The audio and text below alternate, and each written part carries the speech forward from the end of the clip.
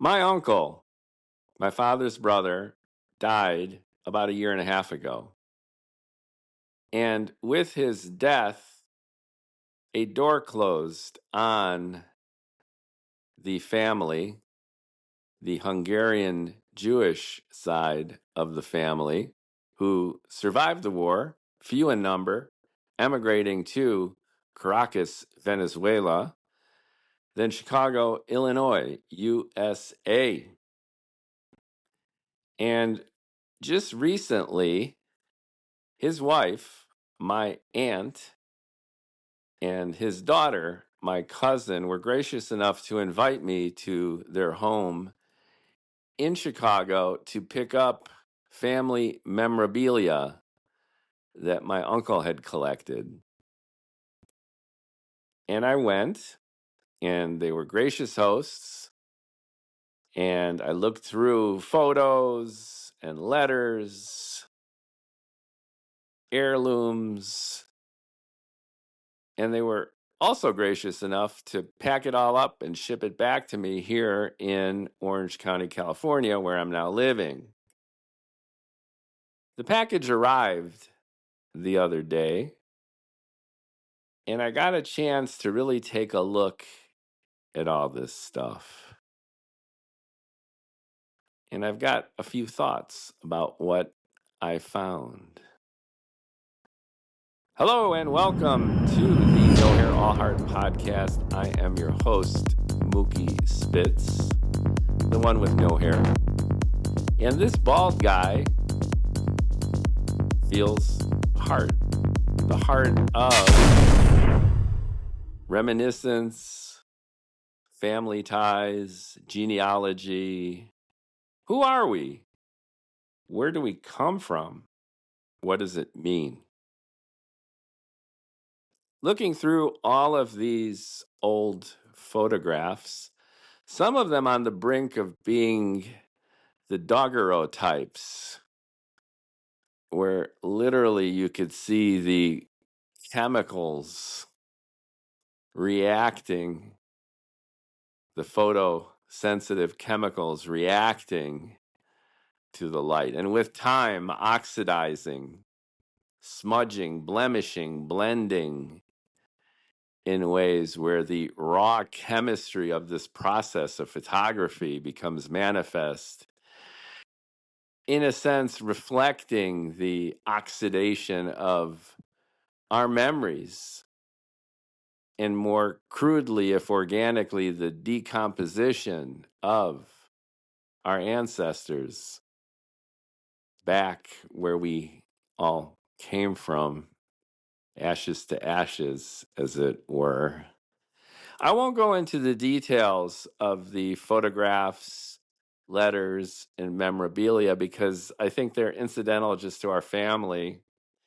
And what I'm instead really trying to get at here is what it means to have this treasure trove of family mementos, and whether or not these mementos mean anything beyond just what they are.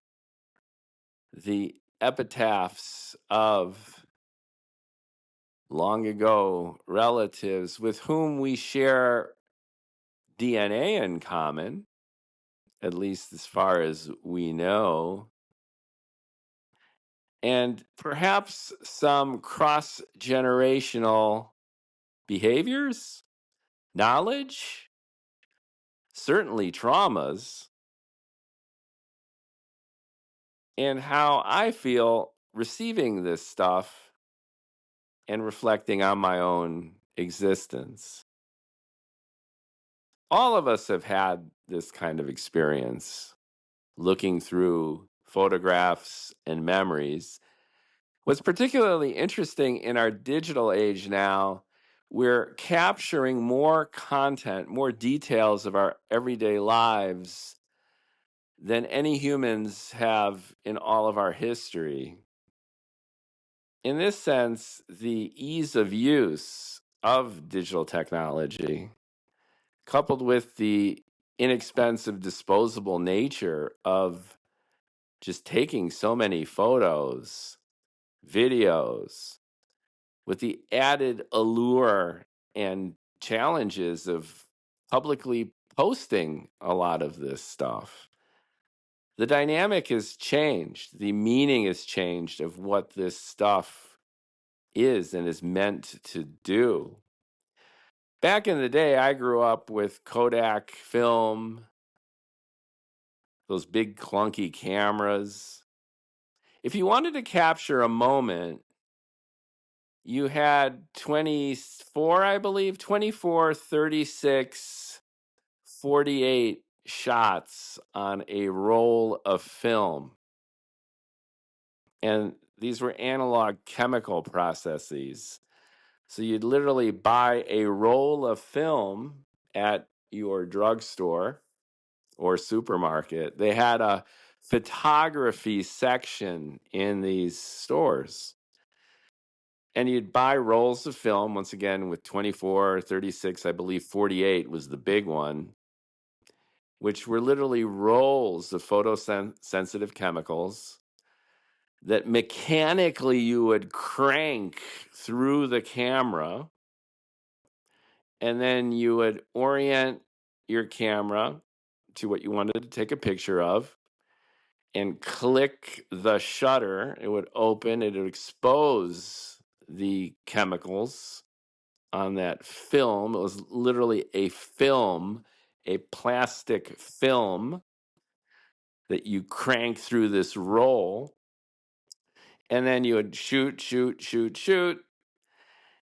And then you would crank it closed so it would roll back into itself, as it were. And then you would take that exposed roll of film to the store and they would develop it. They'd put it into an envelope, kind of like a blood sample would be done to this day, and identify it as yours. And then they would send it physically to the lab at the end of the day.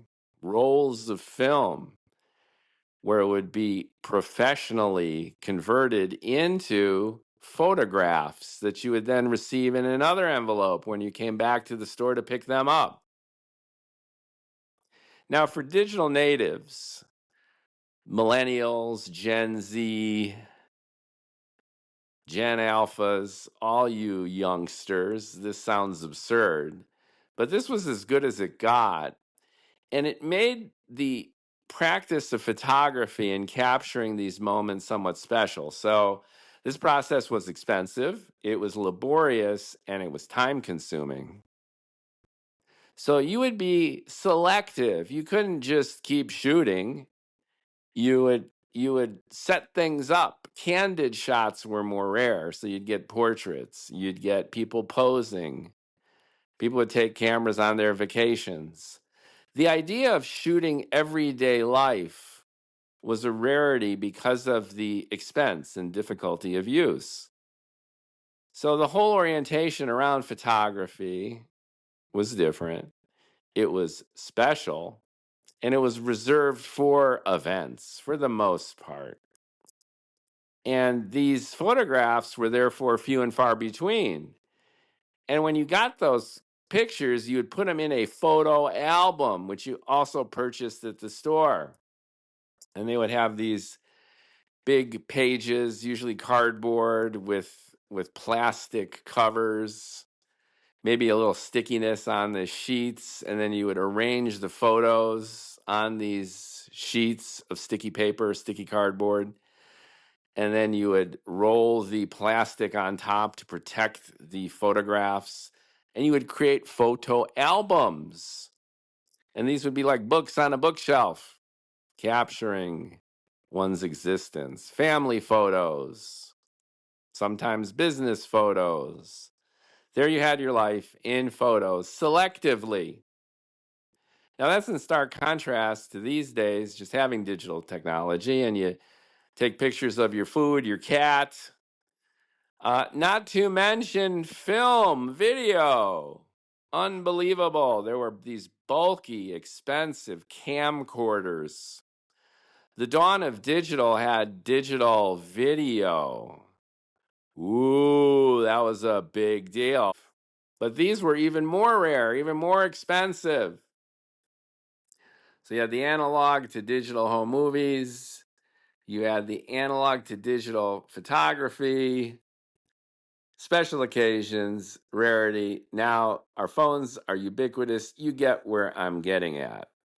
What to me is amazing about all this stuff is that the ubiquity of capturing our lives has made it less interesting, less special. And as our existence has moved from ones that are more siloed and private to not only captured ubiquitously, but shared indiscriminately almost, the whole notion of capturing our lives has transformed.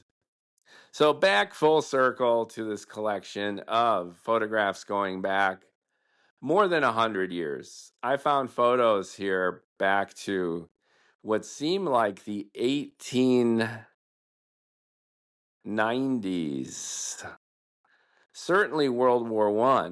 Just to be specific about one shot, I've got an overhead shot somehow of a medal awarding ceremony, presumably given to one of my relatives with a distinct World War I feel to it.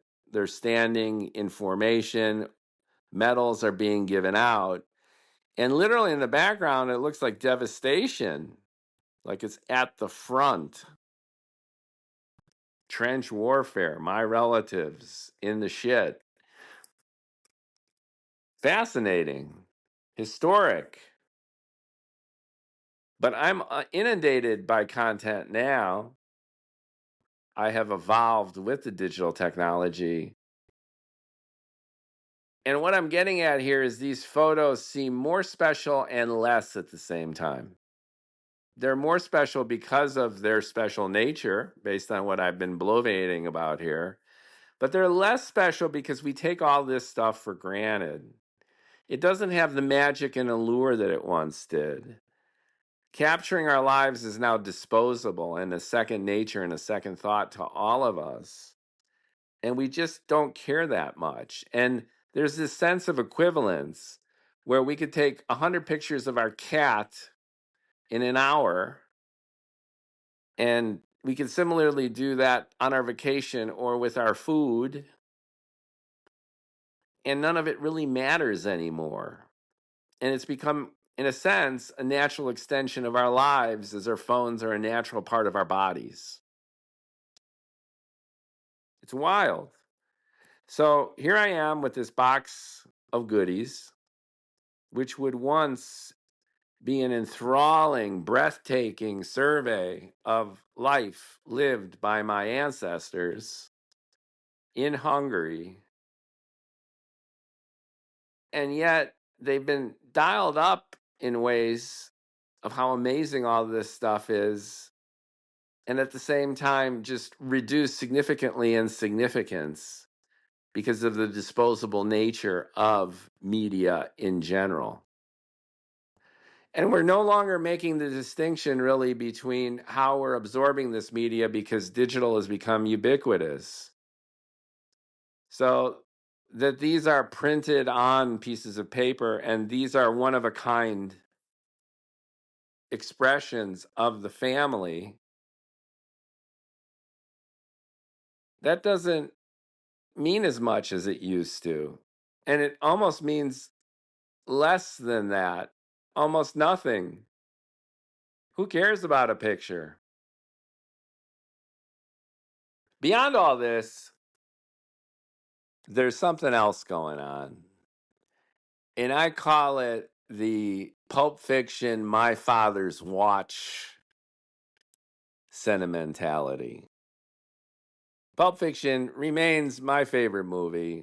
And one of my favorite scenes in my favorite movie is when Christopher Walken, in the guise of young Butch's father's friend, companion from the war, delivers to young Butch his father's gold watch. Now that scene is maudlin and hysterical and classic Tarantino in his way of just mixing up all of these emotions in a way that's always original, refreshing, and just fun to watch. But the essence of the point of that scene is that we put so much emotional stock in situations, in people, in our own sense of self-worth and nostalgia, that the entire enterprise just comes across as comically absurd when put into perspective. And I feel that way about my ancestry in general, to be fair. I'm looking at these faces, many of whom I knew or met, I remember from my own childhood. Still others from further parts of the family who remained in Hungary, parts of the family who didn't survive any of the endless wars and conflicts, whom I never met, never knew, and never were even aware of. And I see resemblance in the eyes, in the mouth, in the face. We share DNA. There's one guy who actually looks a lot like me. I've never met him. I have no idea who he is. And he's bald like I am. And I don't even know whose side of the family he's from. My father's, my grandfather's, my paternal grandfather, my paternal grandmother. I don't know who this person is, and we could be, well, we're related, but you know how appearances and behaviors tend to jump generations and families. This guy is like my doppelganger, and I don't know who the hell he is. But that all said, I'm curious. I had this amazing experience in my youth. Must have been 12 years old. No, a little bit older, maybe in high school. And I found a sewing kit, an antique sewing kit among our family heirlooms and things. And I believe it was from my mom's side of the family. And I opened it up, and it had a needle and thread and the different accoutrements of a sewing kit. And it was clearly an antique. Must have been at that time 80, 100 years old, maybe more than that. And they were a pair of glasses, those pince-nez glasses, those little glasses that you don't hook on your ears, but you kind of hold in your hand on a staff, if you will, a stem. And you kind of use it to peer at people, or in this case, sew, right? And it had big bottle bottom thick lenses. So at the time I wore glasses, and I switched the contacts, got LASIK, the whole catastrophe. But anyway, at the time in high school, I'm still wearing my glasses. I take off my own bottle bottom glasses, and then I peer through these pince-nez sewing glasses. And I'm not kidding, it was my prescription. With some variability, of course, even with the technology. So that same kind of feeling, like, the recurrence, the eternal recurrence, the cycling of DNA, the rearranging of chromosomes. There's finite combinations for this stuff. Nature likes simplicity in this complex world. And P equals NP, as the computer scientists speculate and argue about. It's a crazy, chaotic world, and yet life finds simplicity and structure and order. So our genetic material is combined and recombined, and here I am, and there they were. And I acknowledge this, and I'm talking about this, but what the hell does any of this even mean? That's what I'm trying to get at here, which is, on the one hand, I'm intrigued. I would love to have this flashback through the generations to see these people's lives. And I'm sure aspects of it would be like watching complete and total strangers. And then there'll be moments where our worlds will slam together. Like, oh my God, this person has the same gesture, the same laugh as I do.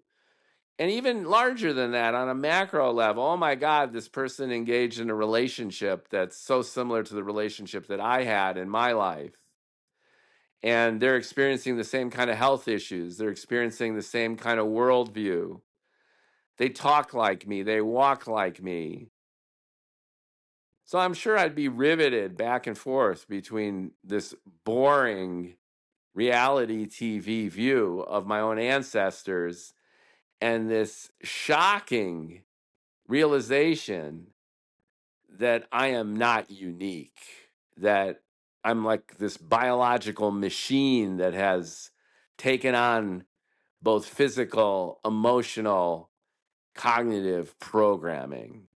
I think that that's cool. That's really neat and could be the subject, will be the subject of more bloviation, more writing. But I find all of this really, really fascinating and at the same time very banal and uninteresting. That's the conflict I'm dealing with now, looking at this box of stuff. It's amazing and it's not. I'm really vested and I'm not. And I think part of it is too reaching this point in my life where you can cognitively be aware of so many things and life lessons learned and experiences gained and shared, but does it really make any difference? Does it matter? Will it help improve my life now? Aside from fodder for a podcast and for a book or a blog post, as a creative person, this stuff is great. This stuff is ammo. This stuff is rocket fuel. I'm all over that. But beyond that, in terms of living a good life and any kind of practical import in terms of self improvement, I don't know. I highly doubt it. I remember reading a bestseller about the about the turn of the millennium. I think it came out in late '90s, and it was a book on the rules of power. I think it was, and it listed out like a couple hundred best practices for thriving in a hierarchy and maximizing one's self-interest. And I read it with zeal, and then I proceeded to go through a career where I broke most of the rules. Why? Well, cognitively, I registered all this stuff and I knew about it and I understood it. But in action, organically, in the real world, you just do what you do. I think this kind of memorabilia is the same way, which is you learn a lot but can apply nothing. And that might be the biggest takeaway of all of this is we go back to the past with a desire to, in a sense, change our future. And I think that that's just a fail. It's never going to work. It goes back to the humor and absurdity of the gold watch episode in Pulp Fiction, where we're vested and we do shit and we're impassioned, but it really doesn't mean anything at all. It's akin to a superstition. And what's interesting and ironic, again, in a classic Tarantino kind of way in the film, is that Butch, because he feels so strongly about his father's gold watch, a series of events are precipitated by that irrational desire and belief, which ultimately liberate him. And I think that's the essence of the point here, which is there might not really be a point, and it all might be self delusional, but our indulgence within that irrationality and within that paradox is what propels us to who knows where, but it keeps us moving, it keeps us changing, and it keeps us asking questions. And I think that's my biggest takeaway here. So I reconnected with my aunt, and even better, connected with my cousin. I have hundreds of photos going back over a century of people, many people I don't even know who the hell they are. And at the same time, I see different aspects and angles of my own father and uncle and family in ways that I'd never contemplated. And does it, air quote, mean anything? And I would say kinda, sorta, not really, but that's not the point. It's how I feel about all this. And that sounds very postmodern and meta, but I think it nails it. I found my father's gold watch after all these years, and it's a MacGuffin. It's like the stuff in Marcellus Wallace's briefcase. You don't know what the hell it is, but everyone wants it and considers it valuable. And it's the same thing with our memories, and it's the same thing with our sense of nostalgia. In and of itself, it'll do nothing for us. And it has this religious, superstitious quality of somehow connecting us to something transcendent. But it really doesn't. But what does make a difference, and what is transcendent, is our desire for transcendence. That is where it's at. And as long as I maintain and nurture that desire for transcendence, not the transcendence in and of itself, but just the yearning for it and the effort I make to find it, well, that's the ticket. That's what it's all about. And that lies really at the heart of good writing, good thinking, and I would hope, at least for a few moments, decent podcasting. What do you think? What about your own memories? What about your own shelf of photo albums and books? Photo albums in albums of all those smiling relatives. And what about you, millennials and Zoomers and Gen Alphas? Do you even care about any of this? And might this, and here's a closing thought, reflect how young people today don't really care about any of this ancestry, history, looking back with any sense of nostalgia, because I really think we all live in an ahistorical, moment by moment, narcissistic, solipsistic vacuum. It's a vacuum packed with bullshit. And with that, more to come. And I'm eager to hear what you think.